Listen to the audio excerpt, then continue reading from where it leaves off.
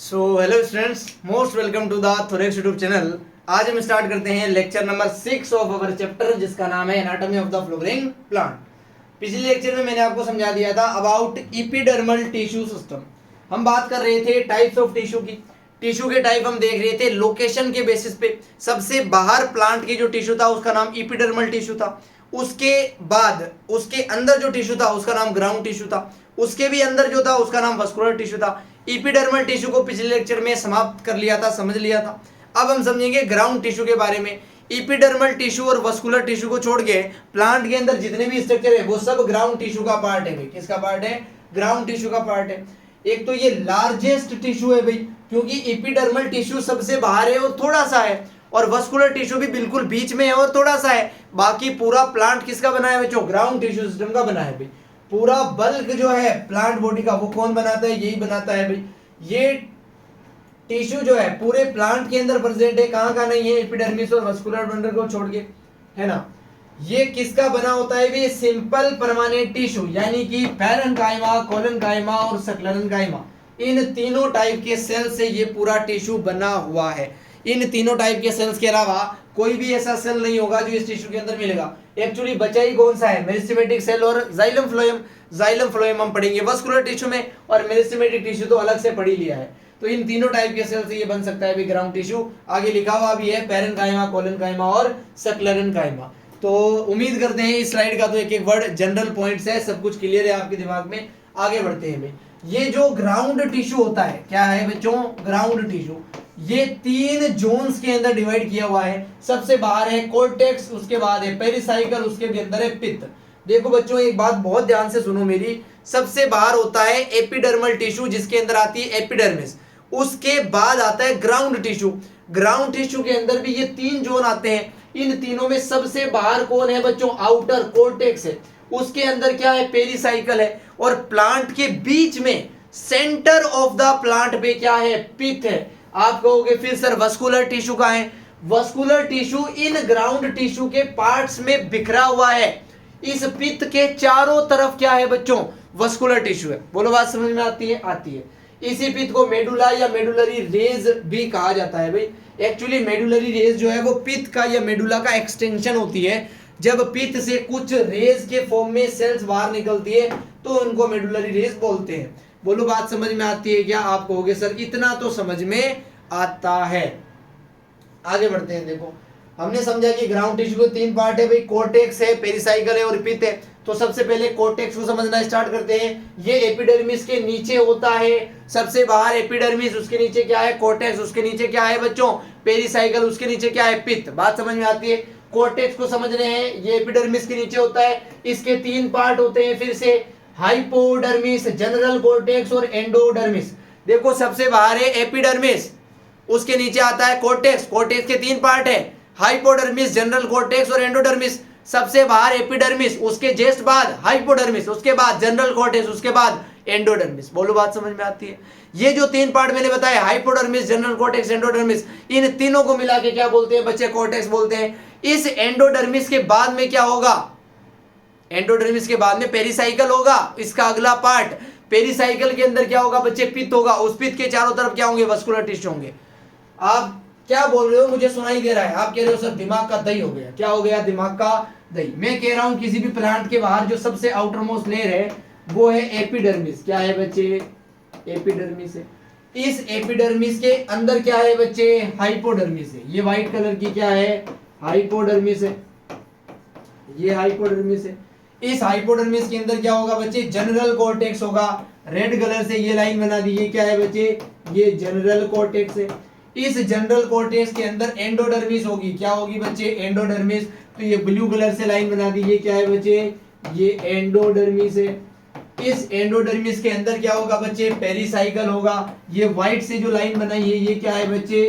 ये पेरिसाइकल है। इस पेरिसाइकल के अंदर क्या है बच्चे? इसके अंदर पित्त है। तो ये रेड कलर में जो बना रहा हूं इसका नाम क्या है बच्चे? पित्त है। इसी को मेडुला भी बोलते हैं। इस मेडुला के चारों तरफ यहां पर ये जो डॉटेड बना रहा हूं, यहां पर क्या होते हैं बच्चों? जाइलम और फ्लोएम होते हैं, जिसको वस्कुलर टिश्यू बोलते हैं। प्लांट की स्ट्रक्चर का एक टिपिकल फॉर्मेट आपके सामने बना दिया है। आपको सारा प्लांट कुछ इस तरीके से दिखेगा। ये जैसे कोई पेड़ है, इसको अगर बीच में से काट के टॉप व्यू आप देखोगे ऐसे, तो आपको ये राउंड स्ट्रक्चर इन स्ट्रक्चरों के साथ दिखेगा। बोलो बात समझ में आती है क्या? आप कहोगे सर क्रिस्टल क्लियर हो गया, सबसे बाहर एपिडर्मिस है, उसके बाद हाइपोडर्मिस है, जनरल कॉर्टेक्स है, एंडोडर्मिस है। ये जो हाइपोडर्मिस, जनरल कॉर्टेक्स और एंडोडर्मिस है, इन तीनों को मिला के कॉर्टेक्स बोलते हैं। कॉर्टेक्स ग्राउंड टिश्यू का पहला पार्ट बताया था, इसके बाद पेरिसाइकल है और पीते, ये दो पार्ट और है इस ग्राउंड टिश्यू के अंदर।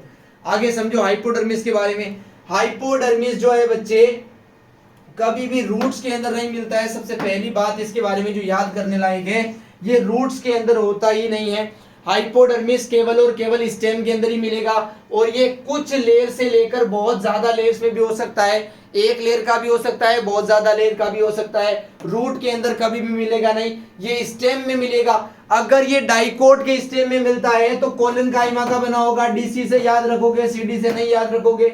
डाइकोट में अगर मिल रहा है क्या हाइपोडर्मिस, तो वो कोलन काइमा का बना है, सी से कोलन काइमा, डी से डाइकोट। अगर मोनोकोट में है तो वो सक्लन काइमा का बना है, एमएस डिग्री से याद रखोगे।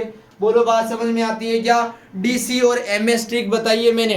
डी का मतलब डाइकोट, सी का मतलब कोलन काइमा, एम का मतलब मोनोकोट, एस का मतलब सक्लन काइमा। जो हाइपोडर्मिस है वो डाइकोट में कोलन काइमा का और मोनोकोट में सक्लन काइमा का बनता है, रूट में कभी भी प्रेजेंट होता नहीं है, इसलिए ये स्टेम की बातें की गई है। बोलो बात समझ में आती है? उसके अलावा हाइपोडर्मिस मैकेनिकल सपोर्ट या मैकेनिकल स्ट्रेंथ को प्रोवाइड करता है, किसी भी प्लांट के ऑर्गन को मजबूती देता है। समझ में आता है? आप कहोगे सर क्रिस्टल क्लियर। आगे बढ़ते हैं, देखो जनरल कॉर्टेक्स पे ये मल्टीलेयर पेरेन्काइमा के सेल्स होते हैं। इसके अंदर कुछ ऐसे लूजली बाउंड सेल्स होते हैं पेरेन्काइमा के, जैसा कि मैंने बनाया है। इंटरसेलुलर स्पेस भी यहाँ पे प्रेजेंट होता है भाई। मल्टीलेयर सेल्स है, पेरेन्काइमा के हैं, इंटरसेलुलर स्पेस मिलता है भाई इनके बीच में। तो ये कुछ जनरल कॉर्टेक्स के जनरल पॉइंट है भाई, बहुत ही इजीली समझ में आ जाएंगे। एंडोडर्मिस को स्टार्च शीट भी कहते हैं, क्योंकि इनके सेल्स में स्टार्च स्टोर्ड रहता है। ये लिमिटिंग लेयर है किसी भी स्टील की। देखो अभी जो मैंने प्लांट का स्ट्रक्चर बनाया था उस पे ध्यान से देखो, वापस आओ जरा। ये जो प्लांट का स्ट्रक्चर है, इसके अंदर ये जो पेरीसाइकल है, क्या बोल रहा हूं मैं? पेरीसाइकल। इसके अंदर का पोर्शन, इसके अंदर का पोर्शन को क्या इनर लिख दें क्या? चलो इनर लिख देते हैं। इसके अंदर के पोर्शन को देखो बच्चे, अंदर के पोर्शन को, इसका जो इनर पोर्शन है और इसका जो आउटर पोर्शन है, इसके अंदर वाले पार्ट को बोलते हैं स्टील और इसके बाहर वाले पार्ट को बोलते हैं एक्स्ट्रा स्टील। क्या बोलते हैं? Extra steel. जो पेरिसाइकल के अंदर का पार्ट है किसी भी प्लांट में उसे स्टील बोलेंगे, जो पेरिसाइकल के बाहर का पार्ट है उसे एक्स्ट्रा स्टील बोलेंगे। बात समझ में आती है? यहाँ पे लिखा गया है आपके सामने लिमिटिंग लेयर ऑफ स्टील। जो एंडोडर्मिस है वो लिमिटिंग लेयर है भाई स्टील की। एंडोडर्मिस खुद स्टील का पार्ट नहीं है, इसके अंदर जो है वो स्टील है। बात समझ में आती है? क्या आती है? सिंगल लेयर का होता है क्योंकि पीछे डर्मिस आया है। कंपैक्टली पैक होता है क्योंकि लेयर है, इंटरसेलुलर स्पेस यहाँ पे होगा नहीं। सेल्स जो है आपस में बिल्कुल ही चिपके होंगे, बीच में कोई स्पेस नहीं होगा। ये रूट्स के अंदर काफी वेल डेवलप होता है भाई। जो एंडोडर्मिस होता है इसके ऊपर कुछ ऐसा मटेरियल होता है जिससे वाटर के लिए इम्परमेबिलिटी मिलती है, इसलिए ये रूट्स में ज्यादा डिफरेंशिएट होता है। जब रूट की और स्टेम की स्ट्रक्चर पढ़ाऊंगा इसी चैप्टर में तब और चीजें क्लियर होगी।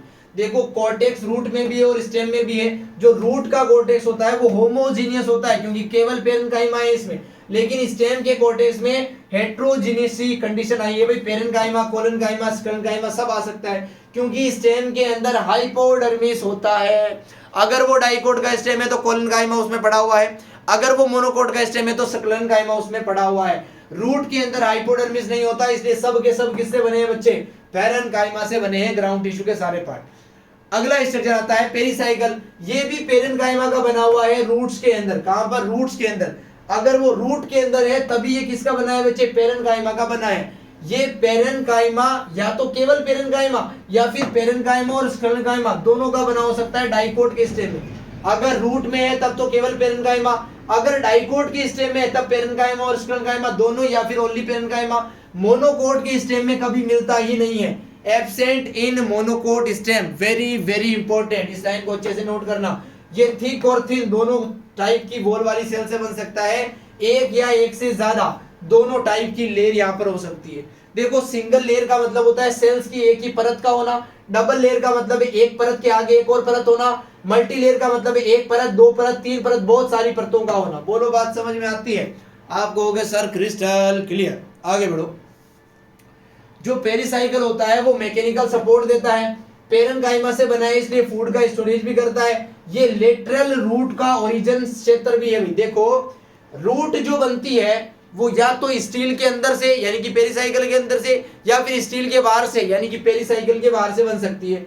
जो एंडोजीनियस ओरिजिनेट होने वाली रूट्स होती है वो इसी पेरिसाइकिल के अंदर से ओरिजिनेट होती है। और सेकेंडरी ग्रोथ जब डाइकोट रूट के अंदर होती है तब भी ये हेल्प करते हैं पेरिसाइकिल के सेल्स जो है। जब सेकेंडरी ग्रोथ पढ़ाएंगे तो डिटेल में पढ़ाएंगे कैसे हेल्प करते हैं भाई। अगला जो लास्ट स्ट्रक्चर है भाई ग्राउंड टिश्यू का, जिसका नाम क्या है बच्चे? पित्त नाम है। इसी पित्त को क्या बोलते हैं? मेडुला भी बोलते हैं भाई। ये रूट के अंदर प्रेजेंट है और स्टेम के अंदर प्रेजेंट है, लेकिन वो किसका होगा? डाइकोट का होगा भाई। मोनोकोट के अंदर ये इतना डिफरेंशिएट नहीं होता है भाई। Not defined in monocot stem because vascular bundle are scattered in ground tissue. जो मोनोकोट है उसके अंदर वस्कुलर टिश्यू पूरे ग्राउंड टिश्यू में फैला हुआ है, इसलिए पित्त वहां पर है ही नहीं। डाइकोट जो मोटा सा स्टेम है उसके अंदर या फिर मोटी सी रूट है उसके अंदर आपको पित्त दिखेगा। जो पेरेन्काइमा के सेल्स है यहाँ पर और पित्त रेस भी यहाँ पर है। पेरेन्काइमा के सेल बहुत ही पतली वॉल वाले हैं, इंटरसेलुलर स्पेस मिलता नहीं है। सॉरी, यहाँ पर इंटरसेलुलर स्पेस प्रेजेंट है। जब भी इंटरसेलुलर स्पेस प्रेजेंट होता है तो वो पेरेन्काइमा में ही होता है। कोलेनकाइमा और स्क्लेरेनकाइमा में कभी इंटरसेलुलर स्पेस हो ही नहीं सकता। ये बात भी आप नोट करेंगे भाई। पित्त रेस के बारे में अगर मैं बताऊं तो मेडुला के ही कुछ एक्सटेंशन है, जैसे ये मेडुला का बंडल है व्हाइट वाला, इससे कुछ सेल्स ऐसे बाहर निकलते हैं जिनको पित्त रेस बोला गया है। रेडियली अरेंज होते हैं, वस्कुलर बंडल के बीच में फैले हुए होते हैं। बोलो बात समझ में आती है क्या? आप कहोगे सर क्रिस्टल क्लियर। आगे बढ़ते हैं। देखो पेरेन्काइमा जो है उसके सेल्स प्रेजेंट होते हैं कहां पे? कोर्टेक्स में, पेरिसाइकल में, पित्त में, मेडुलरी रेज में, प्राइमरी स्टेम में और रूट में। इन जगहों पर पेरेन्काइमा के सेल्स आपको मिलते हैं।